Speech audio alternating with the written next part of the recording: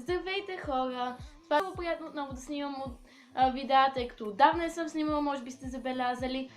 И в това видео 16 факта за мен искам да споделя причините, както и още неща за себе си, тъй като съм правила доста видеа, а пък вие все още не знаете почти нищо за мен, така че нека да започнем с темата на видеото. Отдолу съм си записала между другото неща, които искам да спомена.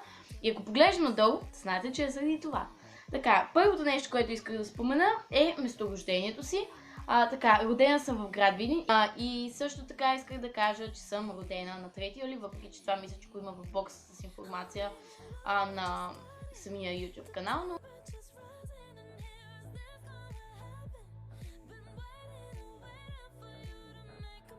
На колко години съм и къде уча?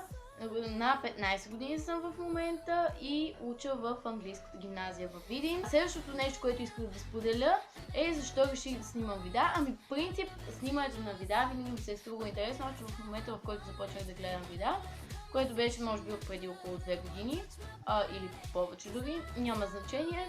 И още тогава правих някакви опити за снимане на видеа и ми беше интересно.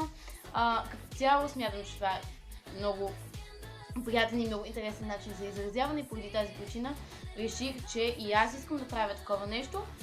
Няма значение дали точно каква аудитория има, просто това е хубав начин за себе изразяване, правите по-контактен и като цяло го намирам за нещо полезно.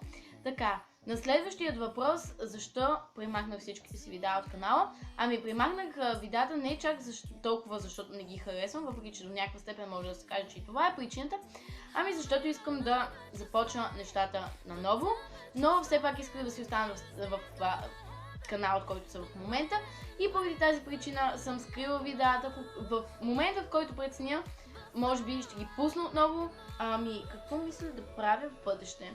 Въпросът е свързан отново с канала ми и с това какво искам да се занимава каналът ми.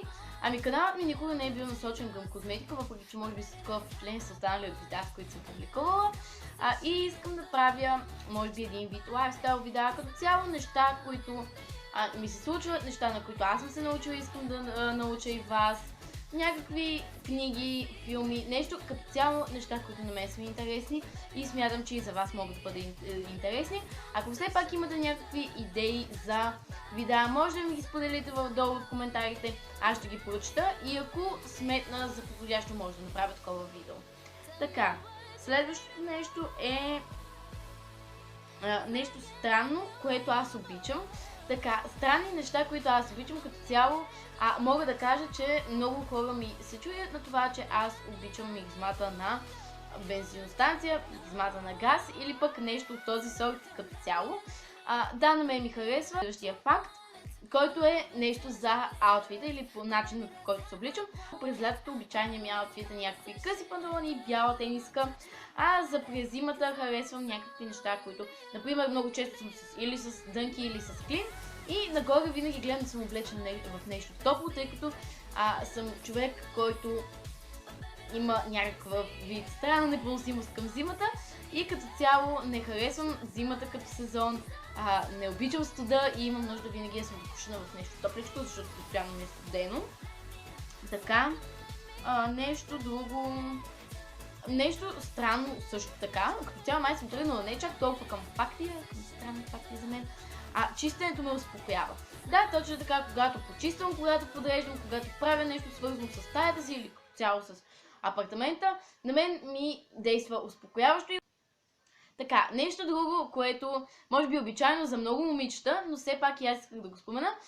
Обичам да имам ластик за коса на ръката си, защото не знаете кога ще ви потрябва.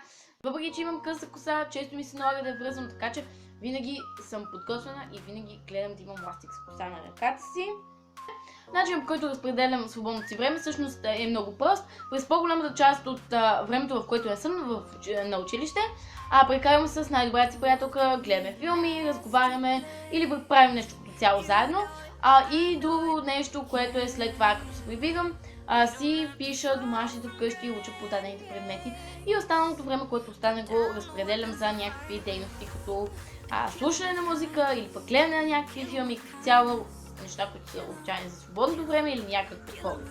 Филмирането ми е само хоби и не се занимавам по никакъв начин професионално с това, то си личи може би, но все пак искам да кажа, че като цяло искам да умея да се гримирам по начин, по който да изглеждам приемливо и не ми трябват кой знае какви умения повече, така че да си знаете, че съм някакъв гример, така че не мога да помагам кой знае колко много с грима. Любимият ми предмет в училище е история.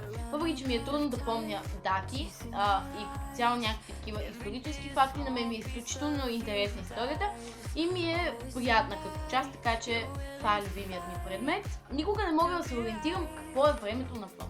Може би и други хора имат такъв проблем и особено когато вече настъпва зимния сезон, може да се каже, че навън може да е най-големия студ, аз да съм се облякла само под тениска и кожно яке, или навън да е някакво топло време, аз да съм се навлякла все едно, отивам в Лапландия, така че съм ужасна в определенето на времето. Друго нещо, което исках да спомена е, че обичам всякакви junk food и неща, които са здравословни, обичам пици, сладоледи, торти, пържени картофи и никога не се ограничавам от тях. И като цяло не смятам, че ограниченията водят до нещо хубаво. Малко неща могат да ме изкарат извън него.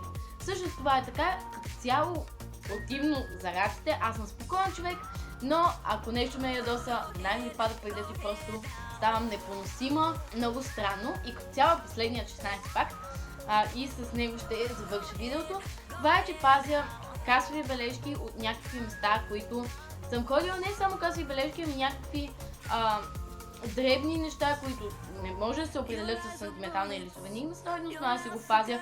Имам касови бележки от сумати места, които съм ходила и ги съхранявам в една кутийка, които ми навяват хубави спомени за това, което съм правила и надявам се с това видео да съм отговорила на някои от вашите въпроси и да съм дала обяснение за нещата, които ще се случват с канала. Благодаря ви, че го гледахте и ще се видим в следващото видео.